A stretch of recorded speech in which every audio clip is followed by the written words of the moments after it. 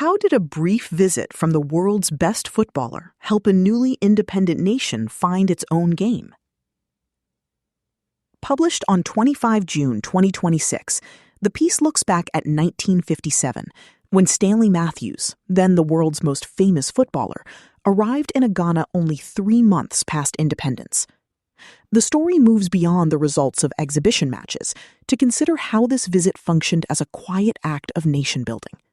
It asks how a British sporting icon helped a nascent state define its own scientific approach to the game, setting a template for the continental powerhouse Ghana would soon become.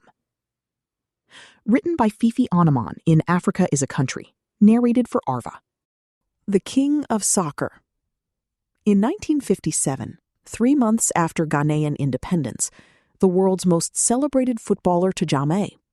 What Stanley Matthews left behind changed Ghanaian football forever. It was June 25, 1957, just over 3 months after Ghana had gained independence from the British Empire.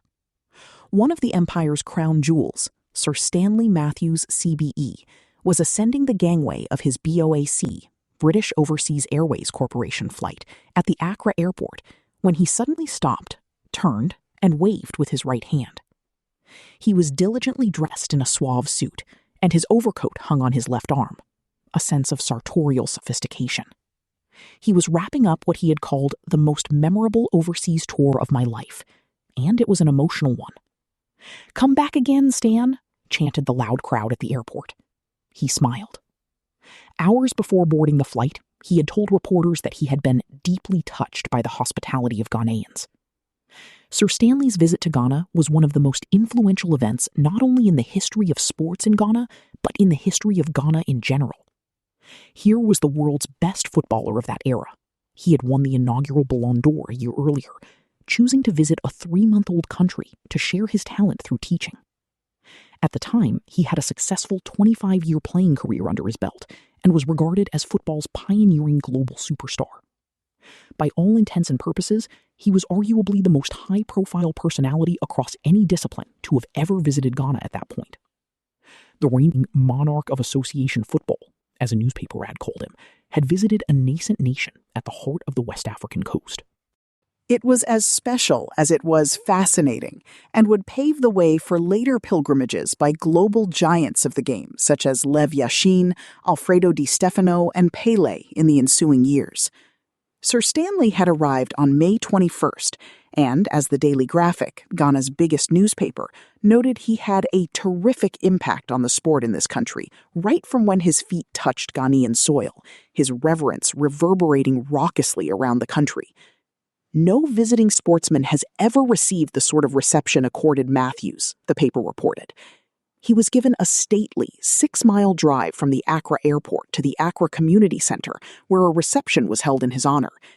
A few hours later, he was installed in a traditional chieftaincy ceremony as a soccer hine, king of soccer, by Ni Tete Kapeshi, the Sempe Manse, a traditional chief and patron of Hearts of Oak, the club that funded the Legends trip to Ghana.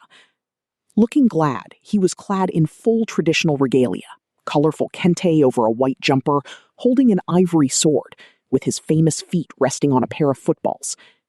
The stool he sat on would 60 years later be auctioned for £850. The main brain behind Sir Stanley's invitation to Ghana, though, was the man they called the gray-haired soccer philosopher, Henry Plange H.P. Niemete, the president of Hearts of Oak. H.P. Niemete and his Hearts crew put in a lot of heart, breaking their backs and challenging lack and luck to pluck up their courage. As the Daily Graphic noted, a lot of sleepless nights, empty stomachs, and tiring treks went into planning the visit, which was indeed a great, bold experiment. Niemete said it was Hearts of Oak's privilege to introduce the new state of Ghana to one of the greatest sportsmen of all time. Sir Stanley was mobbed by fans everywhere he went, celebrated with appellations, showered with praise, and serenaded with music. He was proof that the kingdom of football knew no boundaries, just people and passion. He met all the people who mattered in Ghana: Governor General Sir Arku Korsa, Prime Minister Kwame Nkrumah, the Asante Hini Otumfor Ajimong Prempeh II, the king of the Ashanti people, the Okiehine Ofori-Atta II, the king of the Akyem-Abwakwa traditional area, the UK High Commissioner to Ghana, Sir Ian McLennan, and many more. The gatherings to honor him had many iterations: shindigs, soirees, sherry parties, and so on. He played 5 exhibition matches across the country, featuring for Hearts of Oak against sides such as arch-rivals Asante Kotoko, Sekondi Hasakas, and Cornerstones. Across these games, on relatively undulating and dusty pitches, his gentle yet genuine genius shone, even as a 42-year-old, conjuring ethereal moves such as stylishly sedating balls, as C.K. Gyamfi recalls in his autobiography, The Black Star. He blazed through defenses, like a wildfire set in a summer desert, according to legendary sports writer Kofi Badu. For Badu, whenever the magic of Matthews came to life, it was peerless and impeccable. "What a man he is," he simply ended one of his match reports. Not even the tropical humidity of Ghana could stop him. He had come in from cold Denmark, because he exerted himself, exhibiting fierce fitness that flabbergasted fans.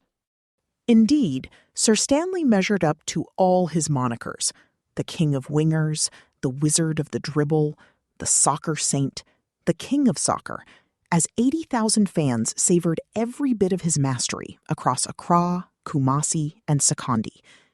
The matches he played in offered players, both teammates and opponents, a rare opportunity to tap into greatness from close range. But it was the training sessions he organized in schools and parks that were more crucial. Sir Stanley took his time to organize workshops for grassroots footballers and schoolchildren about the rudiments of modern soccer, or what Ghanaians of that era obsessively called scientific soccer. He covered the craft and the culture, and professed the physical and the psychological. He spread knowledge in such a caring and contagious manner. No wonder C.K. Gyamfi noted that he was like a walking encyclopedia of football.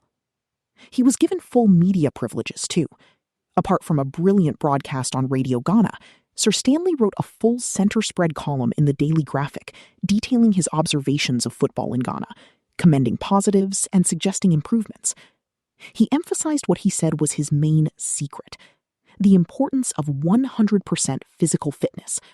Some are lacking it, and as a consequence, the stamina to last the whole 90 minutes of the game is wanting.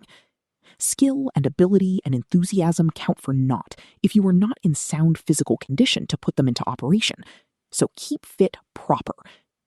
He also entreated Ghanaian footballers to be bold and call more for the ball, as that sense of anticipation is the knack that wins games.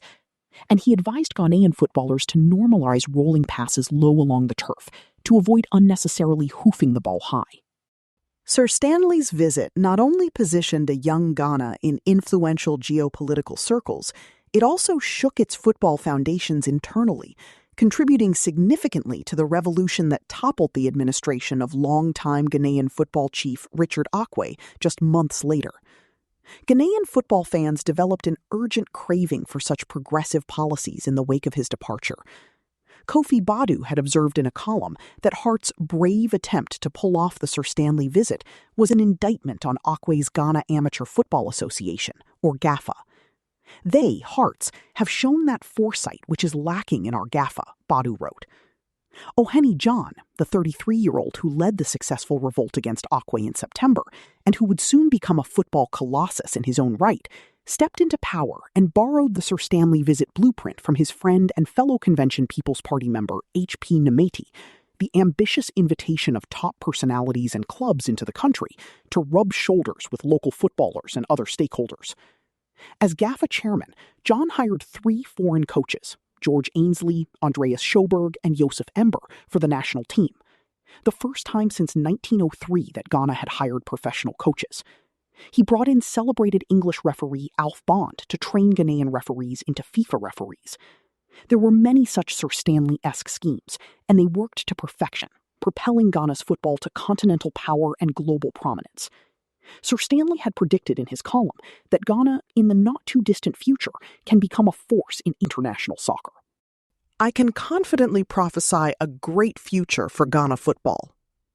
It took a few years, but by 1965, Ghana had become Africa's first superstar football nation, 3-time West African champions, ceremonial East African champions, 2-time African champions, the first African nation to tour Eastern Europe, and the first Black African nation to qualify for the Olympic Games football tournament. More markedly, the Black Stars sent shockwaves across the world of football by drawing 3-3 with the greatest club in the world, Real Madrid, in August 1962. They even beat Sir Stanley's former club, Blackpool, 5-1 in May 1960. And it all started with Sir Stanley and the standard of studiousness he stirred among the sea of soccer stars he cited in the state of Ghana.